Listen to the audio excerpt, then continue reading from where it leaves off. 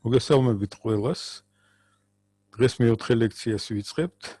საკმაოდ დიდი ხანია, რაც აქტიურად მუშაობთ და დღევანდელი ლექცია მინდა დავიწყო ერთი სასიხარულო ამბავით. ვიცით უკვე არაერთხელ ვილაპარაკი ამაზე, რომ ჩვენი დეპარტამენტი, ჩვენი სასწავლო პროგრამა ელექტრონიკა აკრედიტაციას გადიოდა ამერიკის შეერთებულ შტატებში. ჩვენ უკვე დაახლოებით 2 თვეა ვიცით, რომ ნამდვილად მივიღეთ ეს აკრედიტაცია მონიტორინგის რეჟიმში. 2 წლიანი ესეთი გამოსასწრელი პერიოდი გვაქვს და მერე კიდევ წარმატების შემთხვევაში გაგრძელდება ეს აკრედიტაცია. ანუ სტუდენტების საყურადღებოდ, რომლებიც მოვიდნენ ელექტრონიკაზე, თქვენ აბარებდით ქართულ პროგრამაზე, მაგრამ აღმოჩნდით ამერიკაში აღიარებულ და აკრედიტირებულ პროგრამაზე. რექტორმა 8 ოქტომბერს საზოგადოებას წარუდგინა ჩვენი უნივერსიტეტის ეს დიდი წარმატება. ჩვენი პროგრამის გარდა კომპიუტერული მეცნიერებების პროგრამაც აგრეთვე არის აკრედიტირებული ამერიკის შეერთებულ შტატებში. ჩვენი დეპარტამენტის ხელმძღვანელი ბატონი გიორგი ღვედაშვილი დაჯილდოვდა უნივერსიტეტის ოქროს მედლით. ეს ძალიან დიდი პატივია, მისი წვლილის და მისი ენერგიის აღიარებაა. ბატონ გიორგი ბოლო წლების განმავლობაში ძალიან აქტიურად ახორციელებდა აკრედიტაციის ამ პროექტს და შედეგიც გვაქვს სახეზე. კიდევ ერთი ჩვენი თანამშრომელი, სტუდენტები იცნობენ ქალბატონ ცისანა გავაშელს, რომელსაც მიჰყავს ელექტრონიკის შესავალ კურსში არაერთ ჯგუფში პრაქტიკული მეცადინეობა. ქალბატონი ცისანა ცისმარი დაჯილდოვდა აგრეთვე უნივერსიტეტის ოქროს მედლით. და ჩვენი წარმატებული სტუდენტი, რომელიც წლების განმავლობაში, ყოველ შემთხვევაში 3 სემესტრი იკავებდა პირველ ადგილს საუნივერსიტეტო რეიტინგში, პაატა წოცკოლაურის დაჯილდოვდა ესეთ მედლით. პაატა პირველი სტუდენტია, რომელსაც ექნება უკვე ამერიკაში აღიარებული დიპლომი. ესეთი სასიხარულო ამბებია. პაატა მიემგზავრა სულ რამდენიმე დღეა CERN-ში, მაგისტრატურაში სწავლობს და ესეთ დიდი წარმატებაა. ჩვენი პროგრამა ვითარდება, იქნება გარემო, ხელშეკრულებები მზადდება იმ დაწესებულებებთან, სადაც მოთხოვნილია ელექტრული და ელექტრონული ინჟინერია და აი ამ გარემოში ჩვენი კურსდამთავრებულები შეისწავლიან ამოცანებს და ეს ამოცანები იქნება ჩვენი სტუდენტების საბაკალავრო, სადიპლომო დაშრომების ამოცანები. ეხლა შევუდგეთ უკვე დღევანდელი ლექციის მასალას. ოდნავ შევეხოთ და სწრაფად გავიმეოროთ წინა ლექციის ბოლო რამდენიმე სლაიდი. საუბარი იყო ელექტრულ დენზე და ომის კანონზე. კანონზომიერებაზე, რომელიც არეგულირებს ელექტრონულ სისტემებში პრაქტიკულად ყველა მოვლენას, ელექტრონების გადატანა, ელექტრონების ორგანიზებული გადადინება ერთი წრედიდან მეორე წრედში, ერთი ელემენტიდან მეორე ელემენტში ქმნის იმას, რასაც ქვია ელექტრონიკა.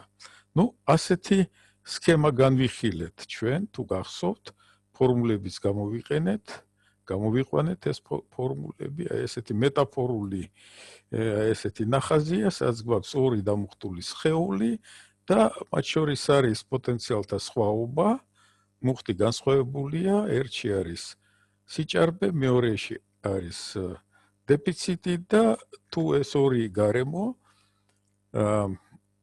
შეერთებულია ერთმანეთთან სადენით, მეტალური მავთულით, რომელშიც შეუძლია თავისუფალ ელექტრონების მოძრაობა, ჩნდება დენი. დენი აღიწერება ესეთი ფორმულით. დენი პროპორციულია ძაბვის, ანუ მუხტა სხვაობის პროპორციულია და უკუპროპორციულია განიკვეთის, ანუ გადადინების არხის განიკვეთის. მისი აი ამ განიკვეთის შებრუნებული გამოსახულება, წინაღობა გამოიყენება ფართოდ ელექტრონიკაში. ჩვენ ძირითადად ვიყენებთ აი ამ ერთეულს და აი ამ ცნებას, წინაღობა. ანუ განიკვეთის, რომელშიც გადიან ელექტრონები, შებრუნებული მნიშვნელობა. ერთი გაყოფილი განიკვეთზე, უდრის R-ს. აი ამ ფორმულით ვისარგებლებთ ჩვენ. ნუ უკვე ერთხელ შევეხეთ იმ ერთეულებს. ამპერი უკვე ჩვენთვის ცნობილია.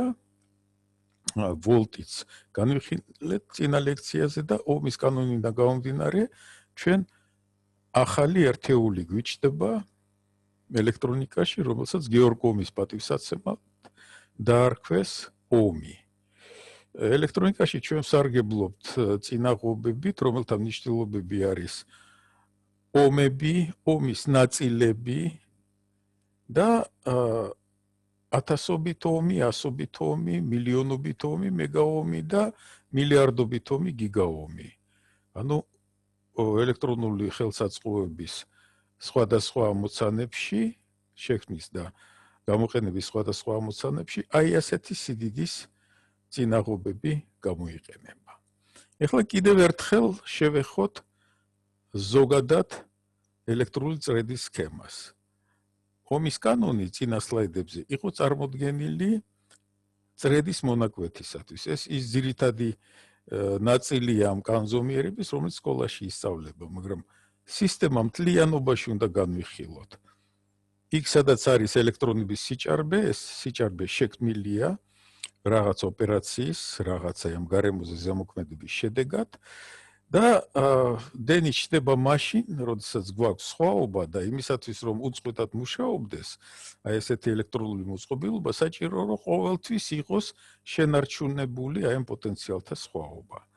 სხვადასხვა სახით შეიძლება გაკეთდეს ეს ყველაფერი, სხვანაირად შეიძლება იყოს რეალიზებული, მაგრამ ყველა ესეთ მექანიზმს ჭყალებში ეს არ არის მექანიკური მექანიზმი, ქვია ელექტრომამოძრავებელი ძალა. სხვადასხვანაირად შეიძლება იყოს ორგანიზებული, მათ შორის მექანიკური ნაწილიც შეიძლება იყოს ჩართული, ქიმიური და ასე შემდეგ და ასე შემდეგ. ეს ზოგადი წარმოდგენა. ამაზეც ჩვენ შევჩერდით და ესეც განვიხილეთ დეტალურად. მოდით დავაზუსტოთ ახლა, იმიტომ რომ აი ასეთი კანონზომიერების ცოდნა ჩვენ უკვე დაგჭირდება იმ პრაქტიკული ამოცანისათვის, რომელსაც ჩვენ აი ვიხილავთ, მივდივართ პარალელურად და აი ამ ნაწილი დასრულების შემდეგ ჩვენ გადავალთ უკვე იმ ელექტრონულ მოწყობილობაზე, რომლის ამუშავებას, ანუ გაცოცხლებას თქვენ დაიწყებთ. მოდით აი ესეთნაირად წარმოვიდგინოთ, რომ გვაქვს დენის წყარო, რომელიც ხასიათდება ელექტრომამოძრავებელი ძალით და შიდა წინაღობით. ანუ ელექტრომამოძრავებელი ძალა მუშაობის შესრულების დროს, როდესაც ინარჩუნებს აი ამ პოტენციალთა სხვაობას, განიცდის გარკვეულ დანაკარგებს. ანუ აქაც არის წინაღობა, ჩვენ არაფერი არ გვაქვს იდეალური და ეს ორი მახასიათებელი ახასიათებს დენის წყაროს. დენი სრულ წრედში არის ორგანიზებული, ანუ ცირკულირებს დენის წყაროშიც და დატვირთვაშიც, დატვირთვაც ახალი ტერმინია, ანუ ის ხელსაწყო, ის მოწყობილობა, ის ობიექტი, რომელიც მიერთებულია დენის წყაროსთან, უშუალოდ ასრულებს სამუშაოს. ელექტრონები აი ამ ნაწილში ასრულებენ მუშაობას, ანუ დატვირთვა. ეს დატვირთვა ხასიათდება თავისი წინაღობით, აი RL load ეს არის ინგლისური ტერმინი დატვირთვის და ჩვენ ძალიან ხშირად გამოვიყენებთ აი ამ ტერმინს. სისტემური ორგანიზაციის თვალსაზრისით ეს პარამეტრი ძალიან მნიშვნელოვანი იქნება ჩვენთვის. როცა ჩვენ ელემენტებს ელექტრულ სქემაში ვაერთებთ ერთმანეთთან, ძალიან მნიშვნელოვანია რომ ყოველთვის დატვირთვა წყაროებთან იყოს შეთანხმებული. ელექტრულ სქემებში ჩვენ ყოველთვის ვიყენებთ კვების წყაროებს, სხვანაირად ელექტრონიკა არ იმუშავებს და აი ამ დატვირთვის, ანუ ელექტრონული ხელსაწყოს შეთანხმება დენის წყაროსთან აუცილებლად უნდა მოხდეს აი ამ კანონზომიერების გათვალისწინებით. აი აქ სქემაც არის მოყვანილი. ეხლა აი ამ ნახატზე კიდევ დაგანახეთ ის პირველადი, ანუ სუპირველი წარმოდგენა, რომ იცოდეთ, რომ ყველა კანონზომიერება, რაც ახასიათებს ომის კანონს, ელექტრობაში აგრეთვე შეიძლება იყოს განზოგადებული სხვა სისტემებზე. ინფორმაცია, ფინანსები, წყალი და კიდევ სხვა სადაც არის ორი გარემო, ერთში არის რაღაცის სიჭარბე, მეორეში არის დეფიციტი. შეერთებულები არიან ერთმანეთთან და ხდება გადადინება. აი ჩვენ კიდევ ერთხელ გავიმეორეთ, რაც იყო წინა ლექციაზე და მოდით ახლა შევხედოთ ელექტრონულ სქემას, როგორც სისტემას. თუ გაიხსენებთ, ელექტრონულ მოწყობილობას ჩვენ ვიხილავდით როგორც სხვადასხვა ტიპის მოწყობილობების ერთობლიობას. ერთმანეთთან შეერთებული იყო სენსორი, იმ ზოგად სქემაში, მას უერთდებოდა ფილტრი, გამაძლიერებელი, ანალოგურ ციფრული გარდამქმნელი პროცესორი და ასე შემდეგ. აი ზუსტად ესეთნაირად უნდა განვიხილოთ ჩვენ აი ეს ჩვენი ხელსაწყოები. შეხედეთ, აი ზედა სტრიქონში, ანუ ზედა ნაწილში ჩვენ გვაქვს დენის წყარო. შესაძლებელია დენის წყარო ემსახურებოდეს სისტემის ყველა ელემენტს, შესაძლებელია სხვადასხვა ელემენტებს ჰქონდეს საკუთარი წყაროები. ამიტომ ორი წყარო მონიშნულია აი ესეთნაირად კიდევ პუნქტირით დამატებითი დენის წყაროებით. შეიძლება ეს დამატებითი დენის წყაროები ორგანიზებული იყოს როგორც დანამატები, როგორც ელემენტები, რომლებიც უერთდებიან ძირითად დენის წყაროს. აქ მოხდება სტაბილიზაცია იმ ძაბვებზე, რომლებიც საჭიროა აი ამ სხვა ელემენტების სასამუშავებლად. და ყველა უნდა იყოს შეთანხმებული. ანუ თითეული ელემენტი წარმოადგენს დატვირთვას, ხასიათდება წინაღობით, მოითხოვს დენს, რადგან მოითხოვს დენს, ეს ნიშნავს, რომ უკვე დატვირთვა არის და საჭიროა შეთანხმება ისეთნაირად, რომ დენის წყაროების ენერგია ეყოს სამუშაოდ აი ამ ელემენტებს. აი შეხედეთ, აი აქ ზუსტად აი ეს არის ნაჩვენები. პირველ რიგში კვება უნდა იყოს უზრუნველყოფილი. მაგრამ ჩვენ ელემენტების, ელექტრონული სქემების ელემენტების მიმდევრობას თუ განვიხილავთ, ისინი სხვადასხვა ოპერაციას ასრულებენ, მაგრამ ერთმანეთს უერთებიან როგორც დენის წყაროები და დატვირთვები. აი მეორე ელემენტი, პირველით, ნომერ პირველით აღნიშნული იყო კვება, რომელიც კვებას, ყველას და მეორე არის ერთ-ერთი ელემენტი, რომელიც ასრულებს რაღაც ფუნქციას და აწვდის მის მიერ შემუშავებულ უკვე ინფორმაციას მეორე ელემენტს. მათ შორის უნდა იყოს აუცილებლად შეთანხმება და აი ეს შეთანხმება გამოითვლება იგივე ომის კანონით ზოგადი წრედისათვის. ანუ ნომერ მეორე ელემენტი წარმოადგენს დენის წყაროს ნომერ მესამე ელემენტისათვის, ხასიათდება მეორე ელემენტი თავისი უკვე ელექტრომამოძრავებელი ძალით, თავისი შიდა წინაღობით და მესამე ელემენტიც ხასიათდება უკვე თავისი წინაღობით როგორც დატვირთვა. აი ასეთი შეთანხმების დროს ყოველთვის საჭიროა, რომ ყოველი მომდევნო ელემენტი ხელს არ უშლიდეს მუშაობაში წინა ელემენტს. აკეთებენ აი ესეთ რაღაცას. ცდილობენ, რომ გამოსავალზე რაც შეიძლება დიდი იყოს სიმძლავრე აი ამ წინა ელემენტის და R0 სათანადოდ იყოს რაც შეიძლება მცირე.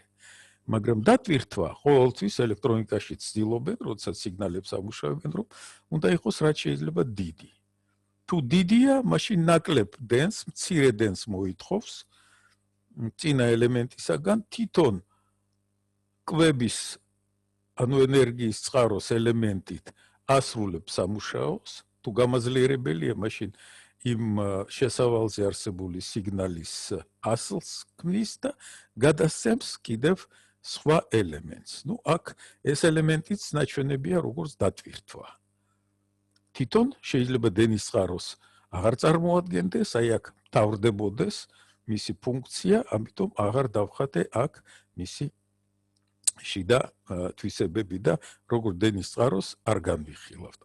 აი ასეთი კიდევ ერთი საინტერესო გამოყენება იმ ფიზიკის, რომელიც ჩვენ გვჭირდება ელექტრონიკაში. ეხლა ერთი ძალიან მნიშვნელოვანი მომენტი, რომელიც გამართულ მუშაობას ეხება და ელექტროუსაფრთხოებას. აი განვიხილოთ ისევ ომის კანონის ფორმულა სრული წრედისათვის. რა მოხდება იმ შემთხვევაში, თუ დატვირთვა უცებ მოკლედ შეერთდა და მისი წინაღობა არის 0.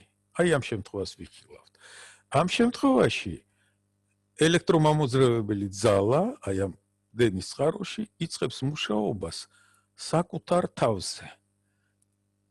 ანუ მისი შიდა წინაღობა ხდება დატვირთვა, რადგან მცირეა დიდი რაოდენობით გამოიყოფა ენერგია, რადგან ყოველთვის ჩვენ ვცდილობთ და ვაგებთ ესეთნაირად ელექტრონულ ხელსაწყოებს, რომ დენის წყარო იყოს რაც შეიძლება მძლავრი. აი ესეთ შემთხვევაში ჩვენ შეგვიძლია განვიხილოთ რამდენიმე შემთხვევა, ყველაზე ასე ვთქვათ, არასასიამოვნო შემთხვევა, მოკლე ჩართვის შემთხვევაში არის სადენების აალება. შეიძლება თვითონ დენის წყარო გადაიწვას. ნუ ელექტრონიკაში ხშირ შემთხვევაში კიდევ დაცვას აკეთებენ. ანუ არის კიდევ დამატებითი ელემენტი, რომელიც ირთვება დენის წყაროსა და დატვირთვას შორის, ისეთნაირად არის ორგანიზებული და ამასაც მოგვიანებით განვიხილავთ, რა იდეით და რა ხერხით კეთდება ეს ყველაფერი. დამცველია ჩასმული. ზოგ შემთხვევაში ეს არის ელექტრონული სქემა, ზოგ შემთხვევაში ძალიან მარტივი კიდევ ფიზიკის თვალსაზრისით მოწყობილობა, რომელიც თიშავს კავშირს დენის წყაროსა და დატვირთვას შორის და იცავს ამ მოწყობილობას დენის წყაროს. ელექტროქსელში ჩვენ ყოველთვის ეს აუცილებელი წესია, ყოველთვის აი ყველა ბინაში და ყველა მოწყობილობასთან გვაქვს ესეთი დამცველი. ისევ ვიმეორებ სხვადასხვა პრინციპზე აგებული აი ესეთი დამცველი. ყველაზე არასასიამოვნო შემთხვევა არის, როდესაც ხდება აალება. თქვენ თუ გაქვთ სახში სადმე ელემენტი, ვოლტნახევრიანი, რომელიც უკვე დამჯდარია, თქვენ შეგიძლიათ ესეთი ექსპერიმენტი ჩაატაროთ. შეაერთოთ მავთულით პლუსი და მინუსი და ნახავთ, რომ თვითონ ეს ელემენტი გახურდება. ანუ საკუთარ თავზე დაიწყებს მუშაობას და მოხდება აი ესეთი არასასიამოვნო მოვლენა. გავიხსენოთ კიდევ ერთხელ, აი ახლა ჩვენ გვაქვს უკვე პრაქტიკულად ყველა ის ერთეული, რომელიც ჩვენ გვჭირდება ჩვენ ელექტრონული ხელსაწყოების ასამუშავებლად და გავიხსენოთ, რომ ყოველთვის დენი იქნება იქ, სადაც არის ორი გარემო, ვიმეორებ ისევ ომის კანონს და შეერთებულები არიან მავთულით, მეტალური მავთულით, სადაც თავისუფალ ელექტრონებს შეუძლიათ მოძრაობა და გვაქვს დენი. საჭიროა რომ შევაფასოთ ჩვენ ახლა მუშაობის შესრულების ფიზიკა. ანუ ვიცით და ამაზე უკვე ვილაპარაკეთ, რომ იმისათვის რომ როგორც ერთეულს ჩვენ ვიღებთ ენერგიის ერთეულს, ანუ შესრულებული მუშაობის ერთეულს, 1 ჯოულს და ჯოულთან მიბმულია ეს ყველაფერი. ანუ 1 კულონი მაშინ ასრულებს 1 ვატის მუშაობას, როდესაც 1 წამის განმავლობაში გადადის 1 გარემოდან მეორეში და პოტენციალთა სხვაობა არის 1 ვოლტი. აი ეს ერთეულები ერთმანეთთან თუ არიან დაკავშირებულები, ჩვენ უკვე შეგვიძლია ვთქვათ, რომ ჩვენ გვაქვს ბმა უკვე მაკროსკოპულ ერთეულებთან. ორჯერ გავიმეორე ეს წინა ლექციებში და კიდევ ერთხელ ვიმეორებ, რომ გვახსოვდეს, რომ ყოველთვის ჩვენ ფიზიკური ერთეულების განმარტების თვალსაზრისით ყველაფერი წესრიგში უნდა გქონდეს და კიდევ ერთხელ აი ესეთი შეხსენება ერთ-ერთი სლაიდის, რომელიც ადრე იყო და აქ ჩვენ ისევ გვაქვს აი ეს ფიზიკური ერთეულები, ანუ 1 ჯოული, 1 წამი ფიზიკური ერთეულებია, 1 ვატი და 1 ამპერი. გავიხსენოთ, რომ აი ეს რაოდენობა ელექტრონების განსაზღვრულია როგორც 1 კულონი. შევაფასოთ ახლა რა ხდება იმ შემთხვევაში, როდესაც აი ჩვენ გვაქვს ელექტრული წრედი და სრულდება მუშაობა. ანუ რა ელექტრული პარამეტრებით, რა სიდიდეებით და როგორ გამოიხატება შესრულებული მუშაობა და სიმძლავრე. აი შევხედოთ. მუშაობა ეს არის მუხტი, რადგან მუხტი გადადის ერთი გარემოდან მეორეში და მრავლდება პროპორციულია პოტენციალთა სხვაობის. ეს პოტენციალთა სხვაობა ჩვენ გამოვსახეთ აი ესეთი ფიზიკური ერთეული ძაბვით.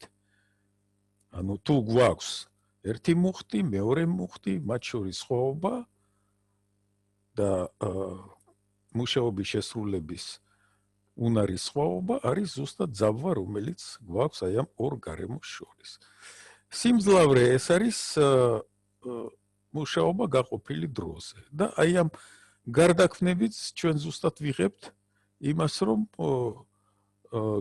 გადატანილი მუხტი თუ გავყოფთ ამას დროის ერთეულზე, ჩვენ მივიღებთ უკვე დენს, ძაბვა ისევ ისერჩება და სიმძლავრე აი ასეთი ფორმულით გამოიხატება. ანუ ელექტრულ სისტემებში სიმძლავრე გამოიხატება ნამრავლით პროპორციულია დენის და პროპორციულია ძაბვის. აი კიდევ ერთი შედეგი.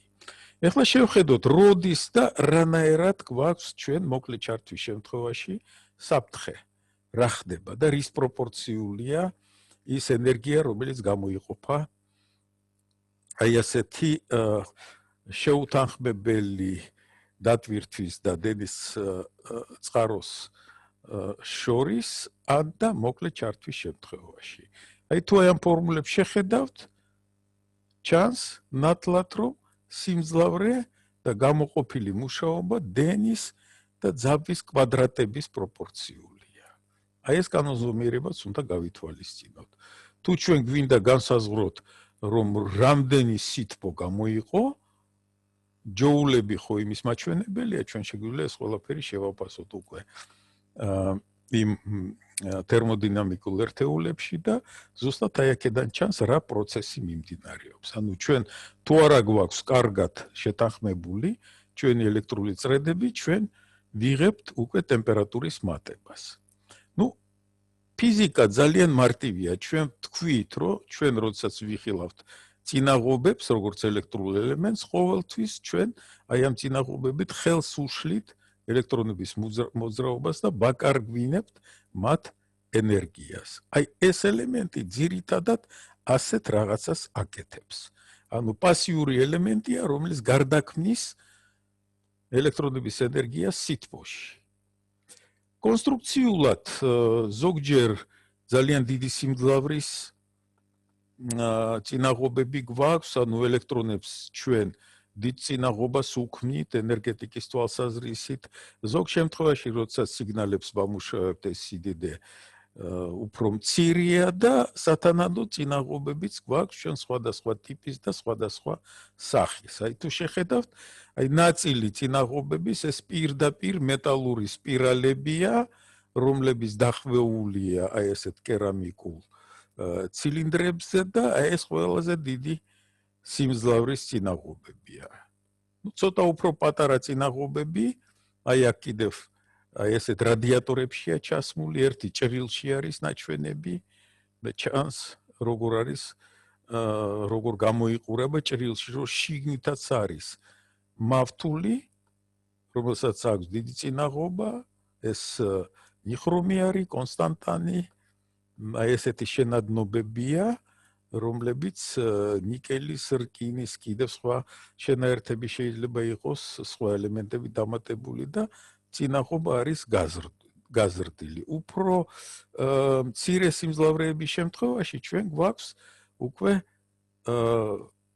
სხვა ტიპის წინაღობები. აქ მეტალი კი არ არის გამოყენებული, ანუ ნახშირი წარმოადგენს აგრეთვე ერთ-ერთ ყველაზე კარგ მასალას აი ესეთი წინაღობების გასაკეთებლად. პაწაწინა წინაღობებიც გვაქვს, უკვე კომპოზიტური, მეტალური და სპეციალური წინაღობებიც, რომლებსაც აქვს ძალიან დიდი წინაღობა და ესეთ მინის კოლბებში არიან ისინი ჩართულები, რომ დაცული იყოს სისუფთავე, გერმეტიულად არიან დახურულები, რომ არ მოხდეს, ვთქვათ, დენის გადადინება მათ ზედაპირებზე, თუ გაჭუჭყიანებულია, ანუ თუ სინესტე არის, აი კიდევ ესეთი ზომები არის მიღებული. ანუ გვაქვს აი ესეთი სხვადასხვა სახის წინაღობები, მათ ვიყენებთ ჩვენ.